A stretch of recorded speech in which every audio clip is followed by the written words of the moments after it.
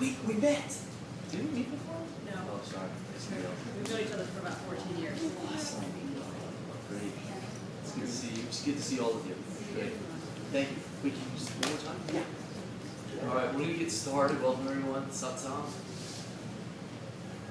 So, we had some new people come in. Just by a show of hands, who's here for the first time tonight? Just raise your hands up so I can see. Great. What's that? Practically the whole first row. That's a good sign. I want to start off by saying tonight that normally it's not necessarily a beginner class for those that are here for the first time, so be gentle with yourselves. And awesome. Great. Let's start with our eyes closed. And as we get situated,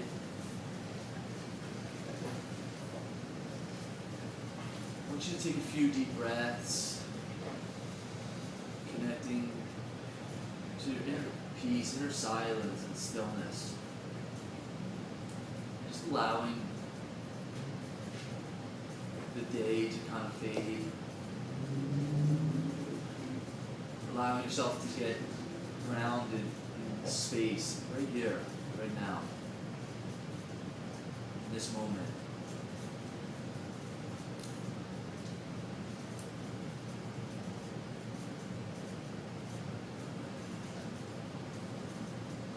And I'd like to offer up a prayer for tonight to that higher power. We ask you to guide us in Satsang tonight. And allow us to truly see in this moment, in this space, who we really are together. Allow whatever is needed tonight to come up, to be let go of, so we can access and recognize our true nature and who we are as connected with you. We are here for love and peace. And that is our intention tonight. And we ask you to guide us and guide our words and our thoughts and our hearts and our minds. That in this moment, you may see that we are whole, perfect, complete, connected.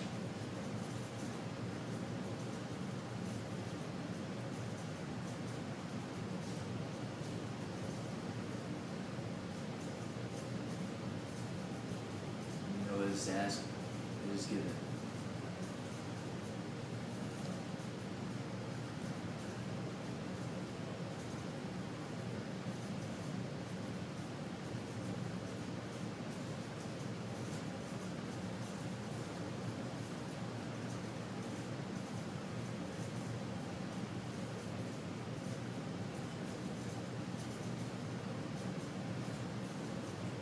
Few more moments, allow yourself to be naked of all thoughts and emotions and sensations and perceptions and memories, and embrace the completeness of this moment.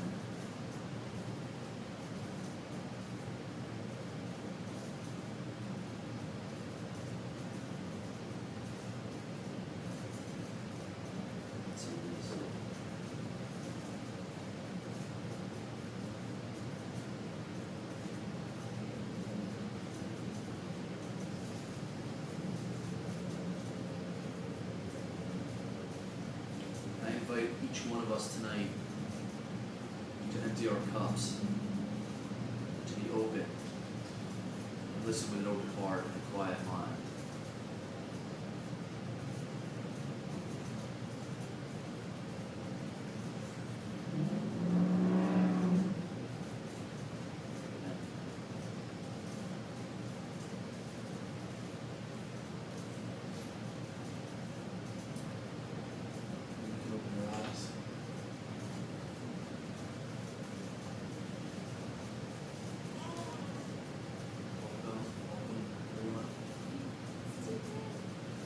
That? It's too bright.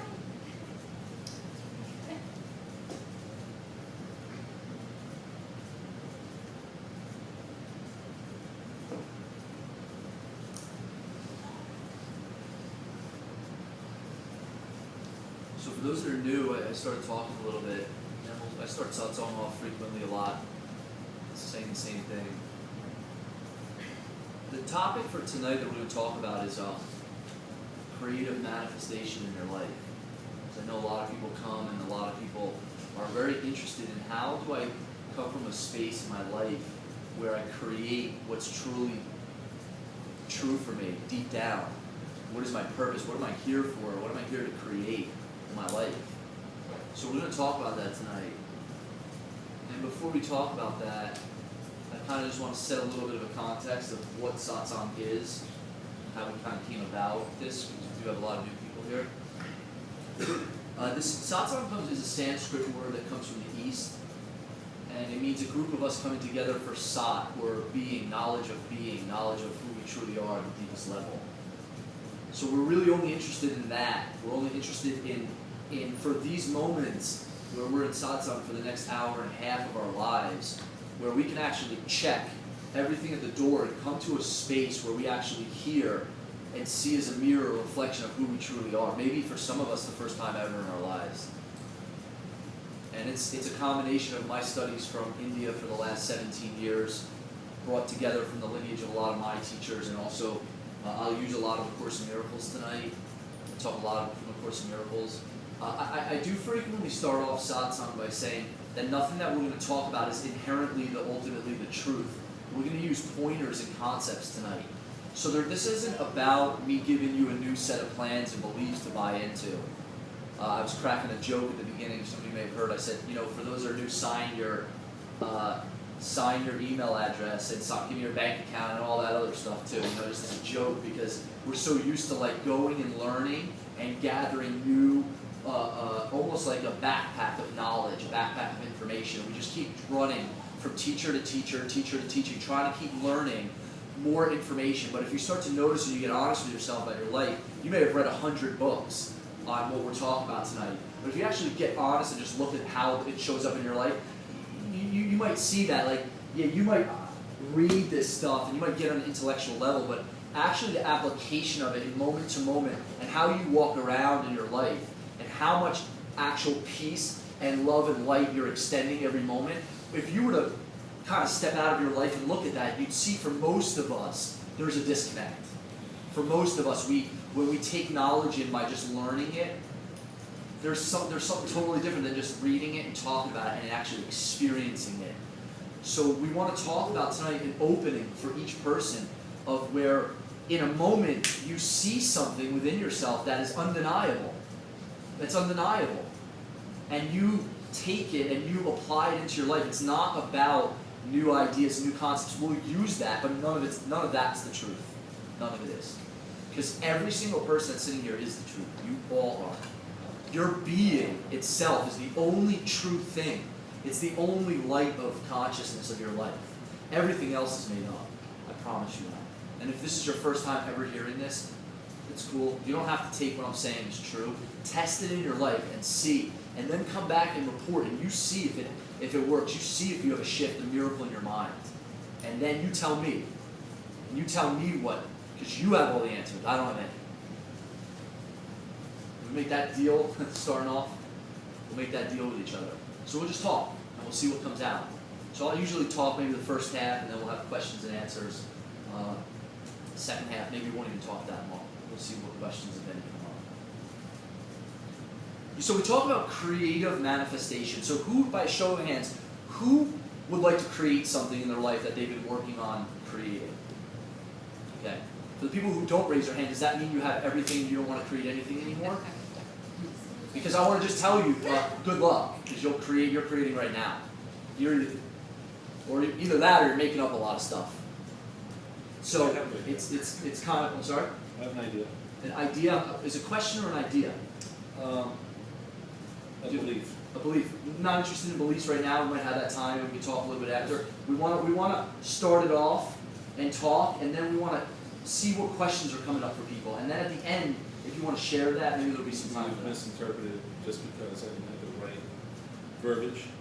I'm sorry? I believe the manifestation's already there. It's just we have to learn to live it. Okay, awesome. We can start there. Great. All right. So let's just see what comes out. And here's what's really important. I'm glad you brought that up. As we're listening and talking with each other, see if you can notice the conversations that we have that's going on. Like right now, when we listen and talk, there's a conversation that we run. I've heard that before. I agree with that. I don't agree with that. I like that. This is that. And I totally agree with that belief, that manifestation is actually everything is. But when we're talking about creative manifestation, what we're talking about is how to, if I'm here and I want to create that there, the gap in between, how to collapse the gap down to where it's actually an experience in this moment. So that's what we're going to talk about tonight. So let's talk about what's actually blocking that right now from our experience. What's blocking you from enjoying and experiencing what's truly happening deep down your heart's desire for yourself? What's blocking that right now? So from a Course in Miracles perspective, for those that are new, we only talk in here about two emotions. We're only capable of two emotions. And I start a lot of songs off with saying this. We're really only capable of love and fear from a Course perspective. My gurus used to say something very similar. Love or fear, two thought systems. So in any given moment, as you start to see and check in with where am I operating at, and in the beginning it might be a little difficult, but what does love feel like and what does that produce, and what does fear feel like and what does that produce? A miracle is a shift into love, into peace, into oneness, into having everything, being everything. Fear is the total opposite. Does everybody understand that? Does that land what I'm saying? Fear is a very basic belief of separation in my being from source or from all that there is. You could say maybe God, source, however you want to, whatever terms you use that makes it work for you, because we're always listening through those filters. I may use terms tonight. One of the reasons I brought this up, like God or consciousness or things like that, they're not to be confused with what we were taught growing up. I was watching a great teacher, Ram Dass, talk about how God and his guru and himself are all one. In the Course in Miracles, it says something very similar. God, your connection to God or Spirit, and you are all one. Okay?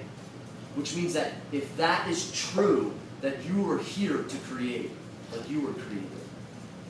So what is it that we're creating in our lives? What place are we creating from? Actually, we talked about love and fear. I actually want to make a distinction between creating and making also. That when we are in fear, we're making a lot of stuff up that's not real. And that actually when we're living in fear, we're not really alive at all. Because fear is not our true nature. Our true nature is one of a flow and an essence of connection, love, and peace that is about extension, just like it was extended to you also. And I don't know about people's theories about God and all this stuff. If God is not a pretty word for you, then I'm just talking about that power that's running this whole game right now. Which, I don't know, it's pretty much not really that hard to see that something's running it. I mean, have you gone out and looked at the stars and the moon? It's so beautiful and so breathtaking that it's like, wow. So connection to that, when we are connected to that, and we create from that space, manifestation in our lives has already happened. It's actually continually drawing to us that which is already is for us. Asking it's given in that instant. It just takes a law of gestation of time for us to have things come to our experience. And what I've found in my own experience is this. Depending on where we are operating from, if I'm coming from a place of fear, my ability to draw what is in my deepest heart's desire, my life becomes totally thwarted. Is that a word? Thwarted? Thwarted. It's kind of like I was having a conversation with someone this week about, it's like having a water hose, right? And the hose normally flows water. It's designed to flow water through it. You're designed to flow energy through you all the time and extend it. That's what we're here for. When that gets clogged, the water doesn't flow. So the question becomes is, where are you clogged in your mind, in your heart, in your life? Where are you clogged in fear? Where are you clogged in limiting beliefs that come from, that you learned from the past in your life? Because most of us are living right now based on what we've been taught. And we wonder why we get the same results in relationships, and the same results in money, and the same results in peace of mind, and the same results in so much. Because the thing about it is most people don't want to really look at what that is, that fear and all of that.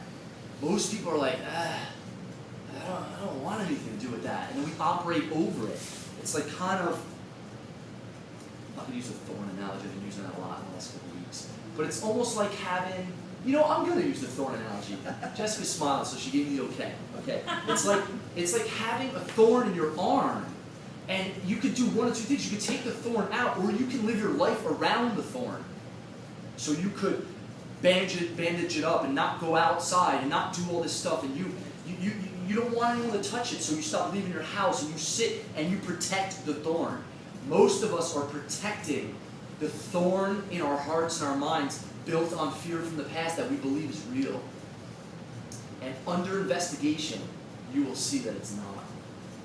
In fact, actually, everything that we make up that we're truly like afraid of at our core it's all made up. And I know for people that the first time you might hear that, you're like, we actually will want to sometimes fight for our fear and defend. Like, what are you talking about? It's not made up. I have a bill in the mail that I can't pay. That fear's real.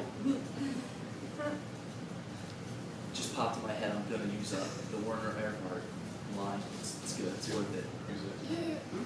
There's a great transformational trainer that was around the 70s. He started a lot of the transformational work. Some people in here might see gratitude t-shirts. His name was Werner Erhard. And it was really profound in this movie. I highly recommend this movie for everyone, called Transformation. Awesome movie. This guy was a beast in terms of waking people up. He was powerful in the 70s and 80s, into the 90s. And he was talking about a woman in one of these trainings saying, the thing about it and how most of us live our lives, that if you feel that there's a bear there, there's really a bear there. The bear being a bear in your mind. So most of us have it twisted where we think if I feel something, it's really there. So somebody comes up to me and goes, and looks at me a certain way. And I feel something from that. Now, what I feel from that, and what I tell myself about that, is from my past and programming. So most of us have this idea of the way we live our lives, that what I feel and think and am experiencing in my mind is really what's happening. And on investigation, you will find that is not what's happening actually at all. That there's actually no causal relationship, or let's say there's no parallel relationship to necessarily to what it is you're experiencing in this moment and what's really is. Because there's so much made up. And when we start to really connect with what we're making up, there's a lot of mumbo jumbo in there. There's a lot of conversations we're telling ourselves about what we can create and what's happening and what we can't and all this stuff, and we believe it. So I tell people, when people come to me and say, I want to create this in my life, my question isn't, well, what are you doing wrong? Or what do you got to keep doing? And most people want to know, well, what do I got to do different? Well, if I want this and I do this and I didn't get that, well, so let me just keep doing different stuff. It's actually not really about that at all. It really comes from a place of what are you being? What is your intention in this moment? What are you being in this moment? And where is the fear there? Where is the fear and the attachment to results in your life and attachment to how things should look? Where does that block you? Where does it block you? Because if it's there, it will continually thwart manifestation and creation in your life. The game is truly about seeing where we're stuck and stepping out of it to a new possibility in this moment. That's a miracle. That's what breakthrough and transformation is all about. And only that. From a course perspective, let's kind of talk a little bit of theory of the course, and then we'll open it up for some questions. From a Course in Miracles perspective, the course talks about all fear is the same fear. And the Course in Miracles is not unique in this. Patanjali and a lot of the gurus and saints, Shankaracharya, all these teachers, Lao Tzu, many of them spoke about fear. The Course talks about all fear being the same fear, a fear of separation of God or source, of creator, and you, who were also created in the likeness of the creator. Because you didn't create yourself. My mom's standing right there. I did not make my mom. I came out of her. She didn't come out of me. Not that I know of, and that would be kind of weird, right? No, seriously, I mean, does anybody even have a recollection in here of being born? Are you going, oh, this has been cool for 9 months, let me come out, I'm ready. Oh, this is interesting, what is a weird place? So in that moment, and what we're taught, the Course talks about, all this fear is a fear of separation from that. So ultimately, Pantangeli said the same thing, Avina Vaish. So where is the fear inside of you? Where is it not being looked at? Where is it being pushed down and trying to operate in your life over it as though it's not there? Where does that happen for you? And I know it very well because I lived it for a long time. That's what's thwarting you from manifesting. That's it. If you look at like you're a vibrating being and you're all energy, so your energy every moment, when you wake up in the morning, when you go to work, when you go to pump gas or somebody pumps your own gas or whatever, when you go eat at Chipotle, wherever you go, whatever you do, you are constantly, you're literally like a vibrational magnet all the time. And you are drawn into your experience based on where you are vibrating at. So if you don't like what's showing up in your experience, do not seek to change what is outside of you. It will never ever work. You can only change who are you being that is drawing that to you. It's the only thing that you can change, ultimately. So if we recognize that all of our fear comes from that, a disconnect from source or from eternity or God or creation or consciousness, however you want to call it, if the fear, if that's what holds me back, then the question really just becomes, is where am I still running that program in my life right now? And I'm going to say this, based on the fact that each one of us, myself included, got ourselves into this mess, there's a power that's beyond us that we can confide in and go to as our teacher that will get us out of this mess. Because if you don't like the results, even if you do, let's say you're like, my life's good. But I'm talking about the deep, unshakable peace that comes from knowing your true nature. And if you aren't learning that in your life on a truly deep level, then it's time for new curriculum. And the curriculum has to come from outside of you, not outside of you, but has to come from deep within you, deep within your being. And from a Course perspective, he calls it, whether you call it the Holy Spirit, you call it the inner guru or the higher self, whatever you call it, we're talking about that which still connects you to the divine within yourself. And every single one of you, not only is it in you, it is you. It is you.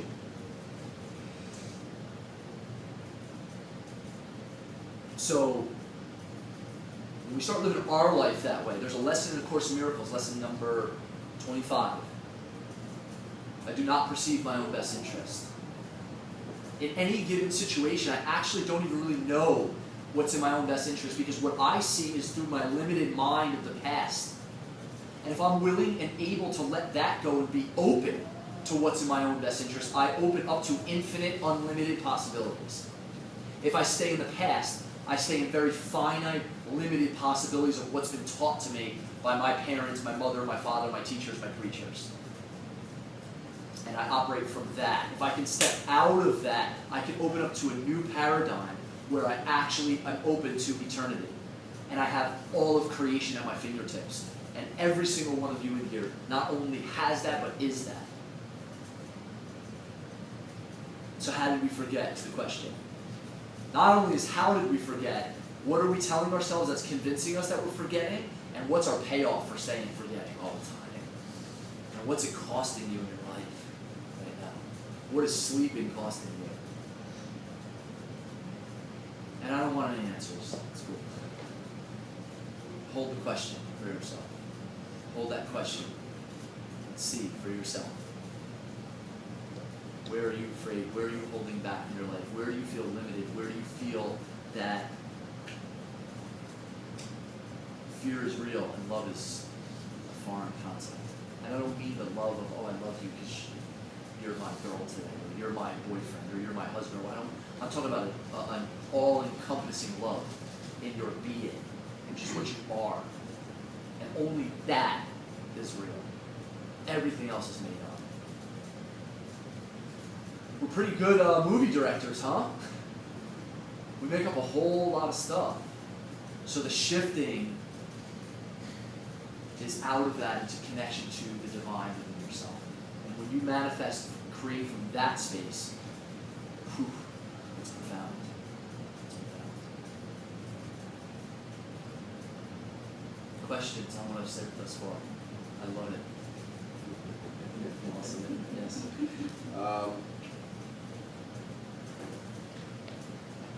This is very inadequate words, but the conversation that I'm having is that, what do I do? How do I do that? How do I've been this way forever, and I don't know any other way to be. And as hard as I believe I'm trying, it just keeps getting, put up there for me to bounce my face into, and it's like, what do I do? Yeah. So notice in your question, what do I do? Everyone asks all the time, what do I do? What do I do? What do I do? And you said, I've been being this way for so long. I don't know how to be any other way. The way out of that way of being, okay? People come to me all the time, like they ask this, and I happen to be talking about this movie. This is a question he asks in the movie all the time, and I love when teachers and people ask this question. I make up, Michael, and for many people here, you'll never be able to get out of it until you see the goodies and the payoffs you're getting from being in it. Keep saying that. I keep saying that? Keep saying Yeah, that. no. And apparently, though, it's good. So hear this, though. You hear it being said, but it's difficult in the beginning to see what the payoffs are. It takes deep introspection on that. It takes deep asking. It takes really powerful questions. That's Joe Tedesco said that one. You got to become a better questioner. Footnote Tedesco. It's not Werner Erhard and Joe Tedesco. So it's about becoming a better questioner. This is my state of being I've been my whole life. What am I really getting from this? Saying a prayer like, Holy Spirit, I want to see, what is it that I'm really getting from this? What do I get from choosing fear? What do I get from choosing these conversations in my mind that I make up as being bestowed upon me? And I make up that I'm not making it up. So if we can really recognize, and I know you know this, of course, is you're making it up right now. All of it. That you're giving the meaning to all of it. You're the meaning maker. If you could see that I am the meaning maker right now, I'm giving meaning to all of it, I could be in a new place, okay, to start investigating. What has me make that meaning? Where did I learn that from? What is my payoff there? What is that costing me all the time? Most people go, I just don't want this anymore. Chris, what do I do? What do I do? This person, what do I do? What do I do? I just want to have this. I'm hearing all this. What do I do? It's not really a question of what do you do, it's what do you be. I mean, statistically, most things, if you look at anyone who's ever studied, whether it's the teachings of Abraham, if you study, peak performance, people, all that stuff, people like Michael Jordan or amazing athletes and all this stuff, it's like, what has them at such a high level of operating in their life that they might have the same talent as other people, yet what they're producing is so extraordinary, and it's a matter of intention. I mean, Wayne Dyer's book, The Power of Intention, is a phenomenal, phenomenal book. He talks about accessing accessing the side of infinity. He talks about in creating, accessing the infinity within yourself, accessing that place within yourself that is wholly joyous. When I say holy with a W, as the Course would say it, of a whole nature, joyous, of peace, of abundance, of gratitude. So the thing right now for Michael and for everyone in here, you have to understand is if you have gratitude and peace and joy and abundance on one end, and you've got your junk and what you've been telling yourself on the other end. It's only really a question of what has you choose this over that. That's it. Like even and we'll get to that, Chris, even in when you're saying like, it's so difficult, we create it that way. The ego's a trickster. The ego's motto is do not look within. Do not look at what's truly going on. And then what we do is we make up a lot about, it's really difficult for me, I'm confused, I don't get this stuff. I mean, I know some of the smartest people in here that have been studying this stuff for years, that have read more books than you can imagine, that I'll have a conversation with them, and they'll, I don't know, like, conveniently confused, we use a term sometimes. Can't figure it out. It becomes like the most unsolvable riddle. Love or fear. Choose one or the other. How unsolvable are we talking here? It's unsolvable if you think that the choice is being made for you, though, and that you're the one not making it. That's the thing. It becomes unsolvable if you think that life's happening to you, and that you're the effects of this dream, and you forget you're dreaming this whole thing up. And I'll tell you what, if you solve that riddle, you'll make up another one that you won't be able to solve. Until you solve that one, and you'll just keep spinning around. That's how we do it. So we don't actually find the answer. We can get to her question first and then your question. What if you're in a situation where you do realize, you do recognize you're doing, you do recognize, and you do know the solution, and yet you don't. It's the So same. you're saying, It's like, the same question he's asking.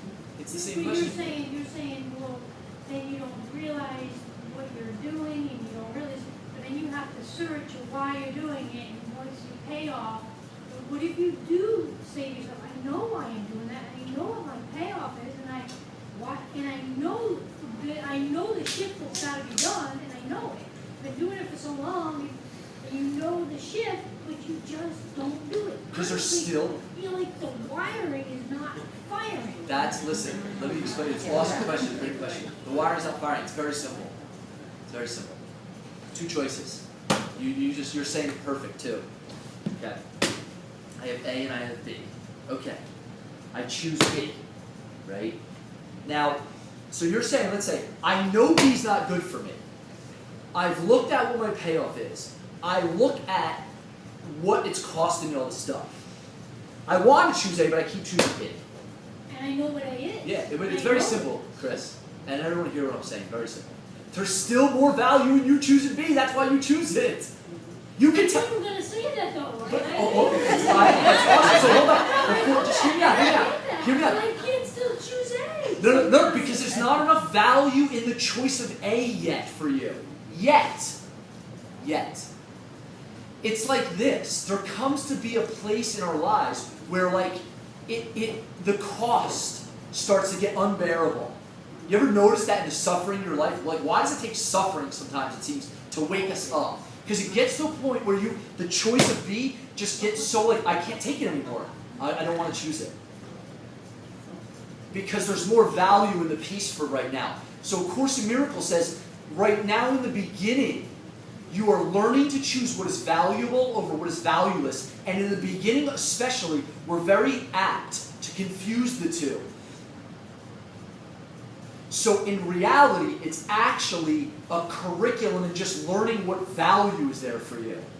And you cannot decide what is a value. You have to be shown what is a value. Because you thought when you were choosing what's a value your whole life, and in reality, it's actually shown up to just prove in pain. So here's the thing. Go to your teacher with every decision. Go to your teacher within yourself. You know what I do? I pray. I stop and I go, I don't know which one to choose. And of course says, ask yourself the question, what is it for? What is the choice of A or B that keeps holding you in prison? What is it for? You are highly intelligent. Every single one of you is highly intelligent beings in here. You would not, unless you're like, enjoy the pain. Okay, I can understand that. Maybe you enjoy the pain. Okay, then enjoy it. But if you see this decision here, and you know this causes you pain and you keep choosing it, it obviously is not causing you enough pain. It's cool. Heaven waits patiently. So you can keep running into the wall until your head really starts to hurt. Not when you say your head hurts. Not when you've looked at running in the wall and you know it's not good for you. And you're tired of running in the wall. No, when you've ran into the wall enough, you'll stop running into the wall. You will. And then your choices will be, does this support what I'm up to or not? Actually, the Course in Miracles says, it's your only job is to be vigilant against everything in your life and in the world that has you choosing smallness and littleness. The game is to be vigilant against littleness for yourself. And every choice that brings you anything other than love or peace is a little choice, I promise.